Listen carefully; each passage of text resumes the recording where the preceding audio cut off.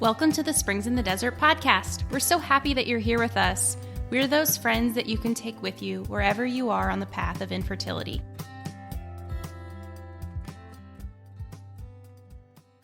Welcome to Springs in the Desert, a man's take. My name is James Kleinig. We're excited to have you here for this podcast. I'm here today with my good friend, Father Paolo Puccini of the Paulist Fathers. Good morning. Yeah, it's good to catch up with you. We've been friends for over 15 years now, so really excited to continue our spiritual talks, which go way, way back. Yeah, we used to spend a lot of time. So Father Paolo and I met back when we were at UT. We were just talking about that. It was the first day that I think both of us were on campus. We got to talk and realized we're both Catholic and started going to Mass together at the UCC. That's right, yeah. And then between engineering studies and all the other adventures of college, that was in my before I was on my way to become a priest. Back when my engineering phase, we've certainly talked plenty about engineering as well. Yeah, well, it's been such a wonderful thing to be able to continue growing. I mean, anytime you have a best friend, it's wonderful to have these things because you get to see each other through life stages. Father Paul was the best man at my wedding. Then I got to be around for both your diaconate and your priestly ordinations. And it's just been wonderful having close friends and being a part of those major life moments. Mm-hmm. Yeah. But we're here today to be able to talk a little bit more. One of the things I think is beautiful about dealing with infertility and the way that especially me and my wife, Allie, are interacting with it is that you get this opportunity, these windows to be able to see other people where they are and really kind of step into a moment where you can see that God is working in our lives through our vocations in ways that maybe are kind of unexpected, but give a beautiful window into something broader beyond my individual experience and my individual marriage. And there's so many different ways that we can connect with people that are on different life journeys. So I'm excited to be able to have this conversation with you, Father Paolo. Yeah, I know. Yeah, and you've been married longer than I've been a priest, so it's been a back and forth. I was in the seminary on my way to discerning my call to priesthood before you had met your wife.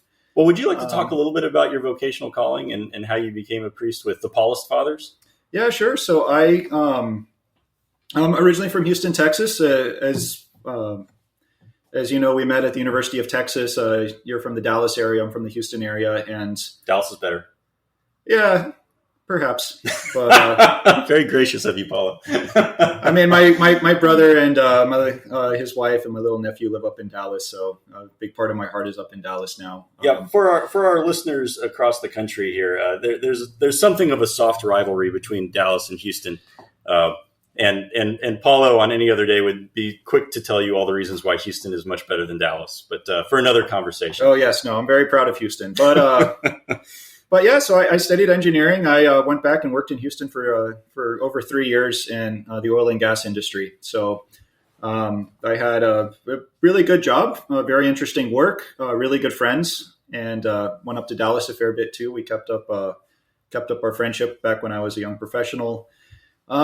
But to be honest, church had always been one of the biggest sources of joy in my life. And so often when you think about discernment, it's the question of, what are the gifts, what are the talents, what are those spaces in life that God gives you great joy, and how is it that God might be inviting you to cultivate that in service for other people.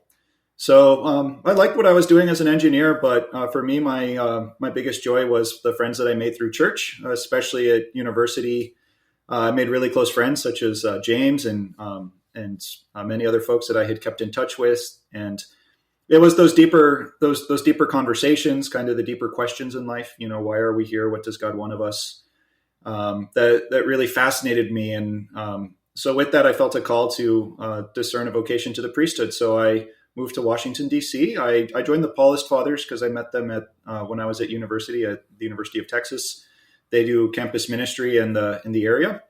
And I was very interested in the way that they live in community. That was a very important dimension for me, was to be a priest. I wanted to have a community to share dinner with at the end of the day and to bounce ideas off of. And also just the fact that the Paulists like to be in dialogue with American culture. As I said, I had a great job. It's not that there was anything wrong with my life, anything I was escaping.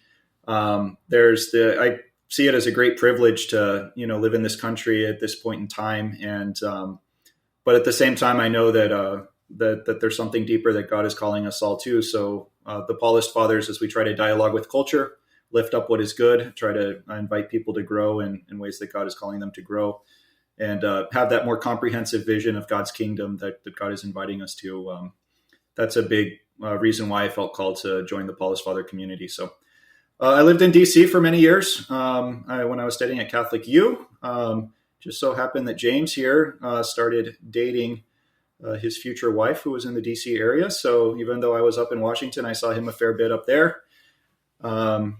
So it made for a lot of really fun trips. I'll say that much. Exactly. Yeah. Yeah. So, and I was involved with Ali's church and young adult ministry as a seminarian. And then you guys got married before I became a priest, and then I became a priest. So it just so happened I was assigned back to Texas, which has been great. And you moved from Dallas to Austin, so our paths crossed yet again. Yeah. So Father Paulo is now at St. Austin's down here in Austin, Texas, which is just a huge trip for us because it's right across the street from the University of Texas, their main campus. So on occasion, I would go to Mass at St. Austin's, and Paulo would as well. And so we're kind of in this situation now where our paths are crossing in a way that feels a little bit like deja vu. Mm-hmm. But what a wonderful blessing. It's great having you, Paulo. Thanks for making some time this morning. I was listening to you talk about your call to become a priest and what that discernment process sounded like. And what I think is really beautiful is how relatable, just even from the way that I am attempting to express my vocation, there's some parallels that I'm able to draw. I can hear the call for community, like the desire to try to be out among other people. And it seems like, one of the things that I think is really interesting about dealing with infertility, experiencing it, the way that my wife and I experience it, it's very unlikely that we're going to have children. So it's really fascinating to be able to see some of these, that dimension of reaching out to a broader community certainly doesn't stop, even within a marital vocation, with the great unlikelihood of having children. So it's interesting to me that we kind of are able to, you and I both feel this call to a community. You both and I feel a call to reach out to other people. Seems like there's something there that's kind of, it's just uplifting. It's hopeful. There's something broader about humanity that certainly reaches out to those places. Yeah. And I can say, being a priest, I know tons and tons of people. And the parish I'm at, the people are very generous and welcoming. And even though I live in community and we share meals together, I could easily get dinner invitations to fill up 4 or 5 nights out of the week. And I quite consciously have to limit those and say, I need to be present to the community. I need to be present to the brother priest that I live with. But there's this certain sense of overflowing abundance with the community that I belong to. The warmth of so many families. We have hundreds and hundreds of families. So even if it's just a few dozen that are willing to invite their priest over for dinner, that could easily fill up a calendar. So, I can imagine. And for me, it's, I love being a priest, in part because I love preaching and I love the Mass, but also I am equally uplifted by the presence of God in others, and being able to live that dynamic between, the Eucharist, which draws us together in worship of Christ. And as we go back to our roots through the Scriptures, go back to the tradition that we've inherited, but also to see how that is lived out in the lives of so many parishioners. And it's a diverse group, and everyone has a different story. Everyone has different struggles. Everyone has different joys. And so for me, it's been a life of great abundance, balancing those two dimensions. Well, one of the things that I also think is really interesting, there's, aside from the fact that there are these ways that we can reach out to community together that we both can kind of see on some level or another, obviously coming from different places. I don't mean by any of this discussion to equate a lay vocation with a priestly vocation, because clearly there are different things that happen there that extend beyond the surface in multiple planes.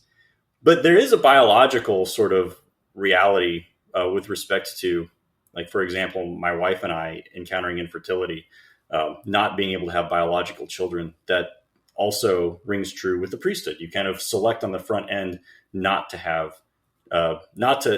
children, potentially anyway. There are some slight exceptions where you have some different orders where there are married priests and they can have children, but that wasn't one that you joined into, Paulo. So I'm kind of interested, like, what has been your experience with, or how has the contemplation of choosing not to have biological children, how is that tied in with your vocational calling or in kind of your world outlook in general?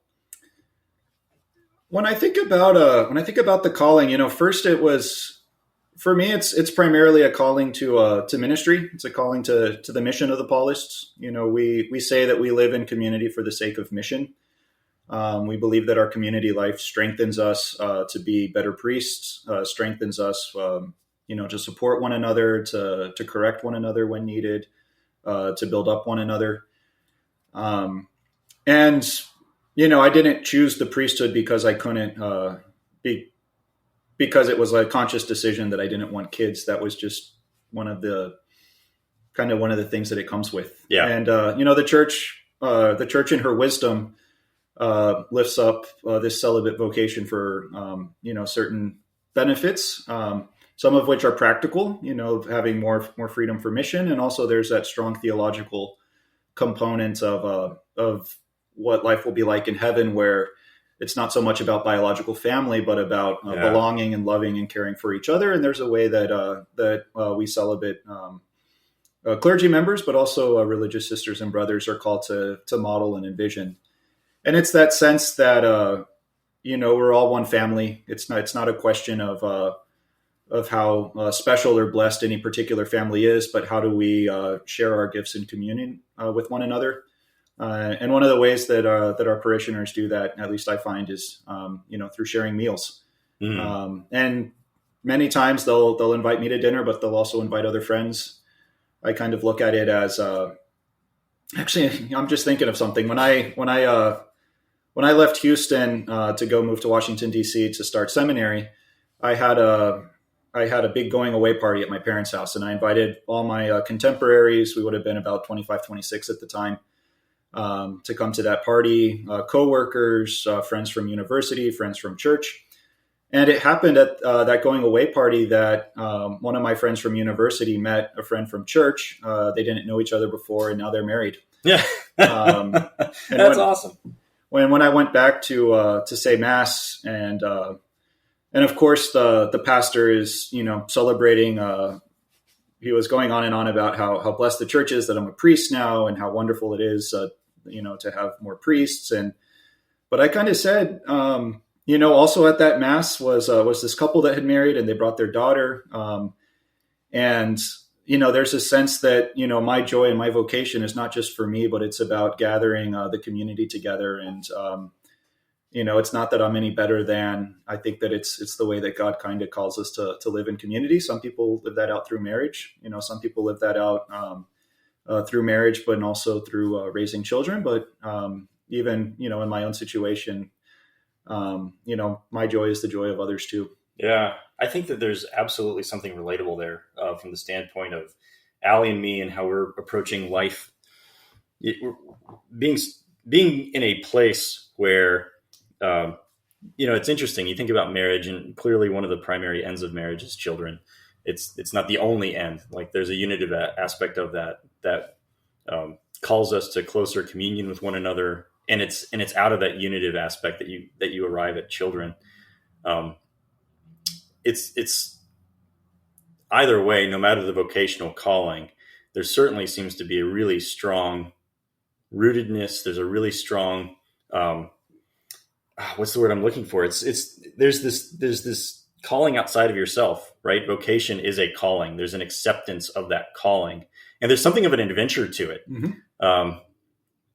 in embarking upon that adventure, you really don't know what God's going to put in your path. And it seems one of the perhaps the blessings of a prolonged season of infertility is that you come face to face with this reality that you don't know where God is taking you.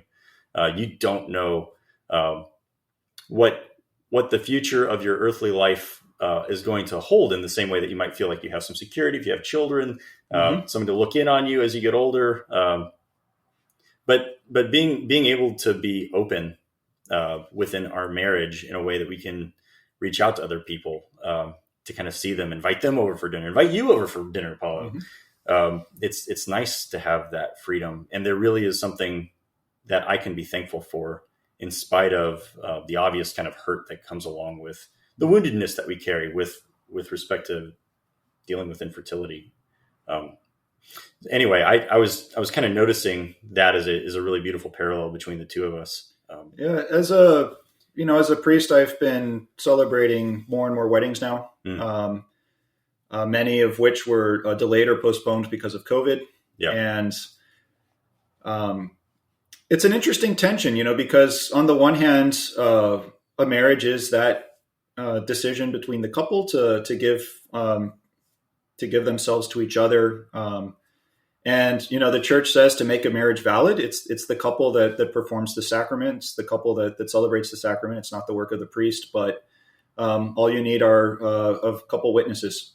And the priest as a representative of the church, not to effect the sacrament, but to just be a witness on behalf of the church of that commitment you're making to each other. So that vision of marriage, can kind of seem like it's just about the couple. And of course, the couple is fundamental, and that's the essential nature of it. But at the same time, I've seen many couples, delay their celebration because there is something for all the flaws and excesses of, the money people spend on weddings. It's that moment where their love is overflowing with the joy of the community, and the joy that two families who may not know each other can come to share the joy of the couple, come to celebrate that.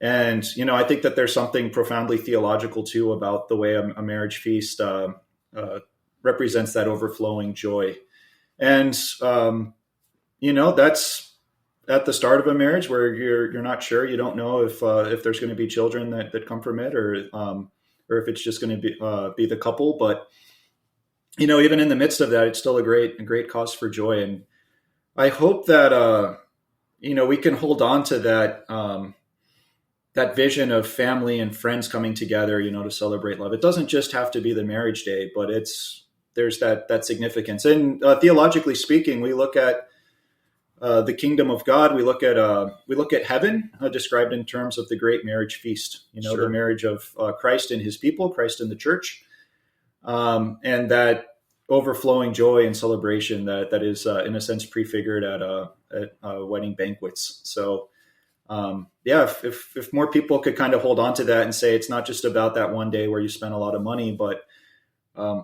how are those friendships that you had able to continue and extend onward as the couple celebrates their life? What's jumping out to me right now is that at the wedding, there's clearly, you bring together this community, all these people. There's a lot of potential. There's this anticipation for what this marriage is going to look like. But it's kind of interesting as you're talking about it. I was going back to thinking about Allie and my wedding, and even in spite of a situation where it doesn't look like we're going to have children, and our marriage isn't going to look like what we originally thought it was going to look like, it doesn't undo the meaning of that moment when Allie and I committed ourselves to one another and formed that covenant with one another before God, and with you, of course, you were there too. But as I'm thinking about that, it's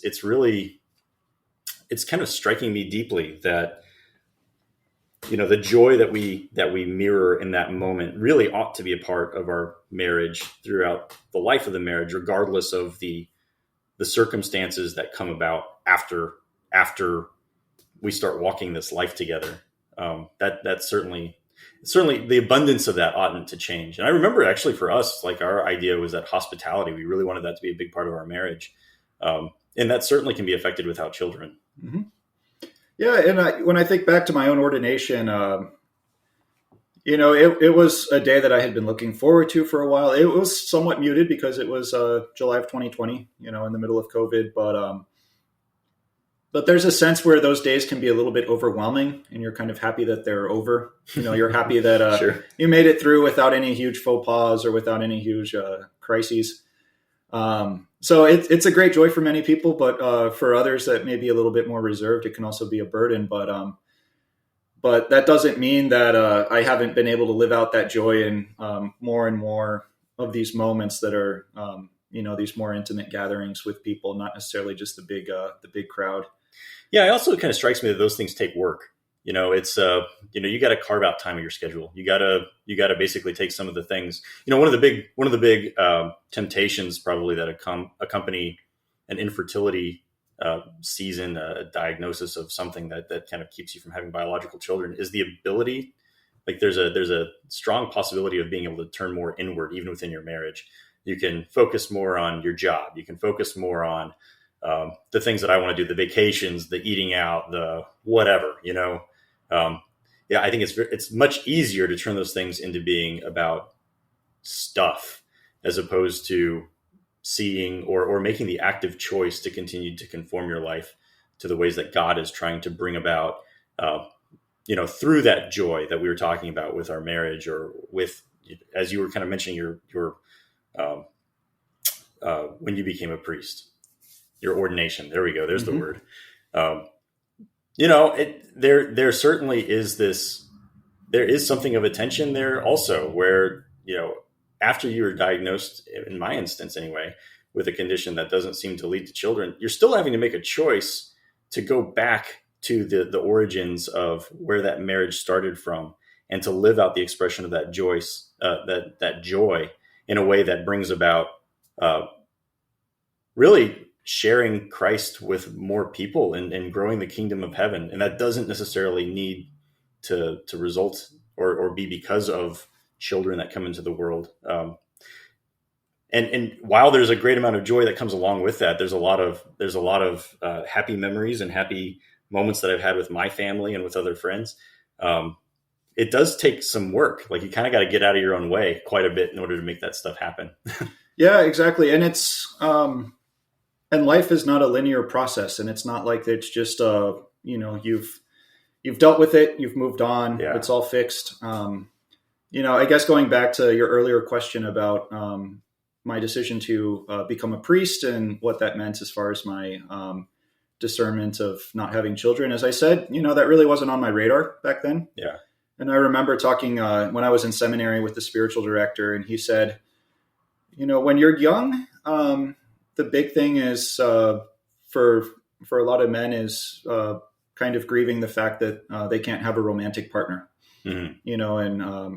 I look at my friends dating and becoming engaged, and so that's one aspect of my life where I didn't have that exclusive, intimate, romantic love that others of my generation were experiencing. He said later on it's going to come that you're going to grieve that you're not having children. Yeah. And now I'm kind of seeing that as I appreciate, watching my brother who just became a father. So I just became an uncle, and seeing my other friends have children, that raises thoughts in my mind that, I just had never thought about before.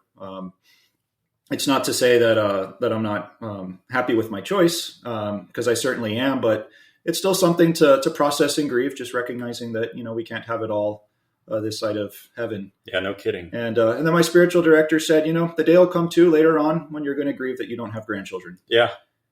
So just because you think you figured it out that, I'm foregoing a romantic partner to become a priest, that doesn't mean that you've already done all the work and all the processing, because it's just going to come at different moments and different phases in life. So it does seem like it kind of accelerates some of those grieving processes. Like, it's kind of interesting. I've heard, talking with some other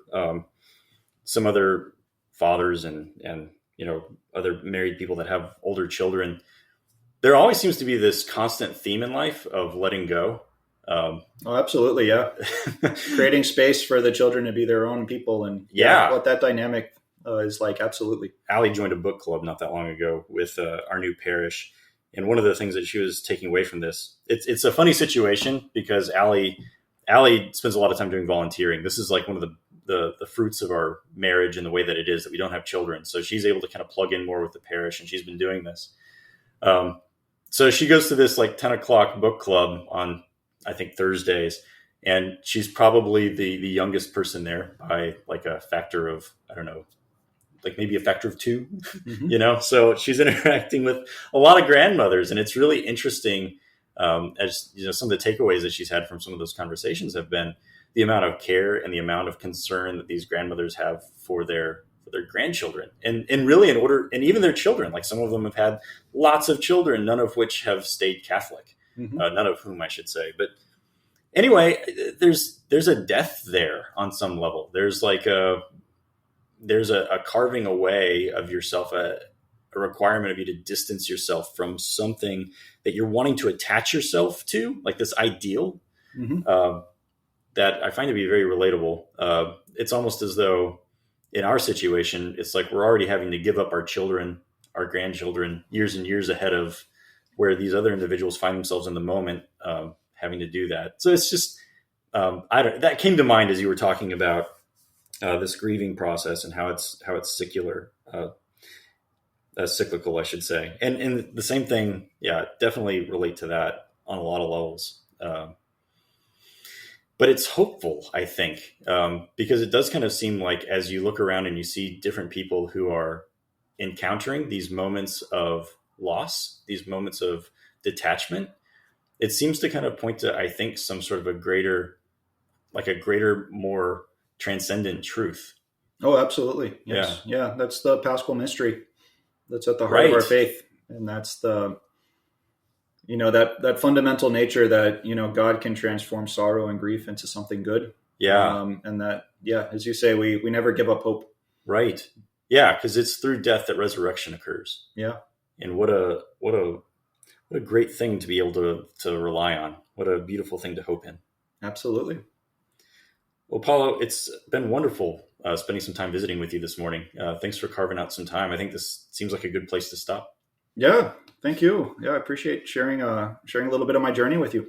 Thank you for being a part of the journey. So for James and Paolo, Springs in the Desert, A Man's Take, we'll see y'all later.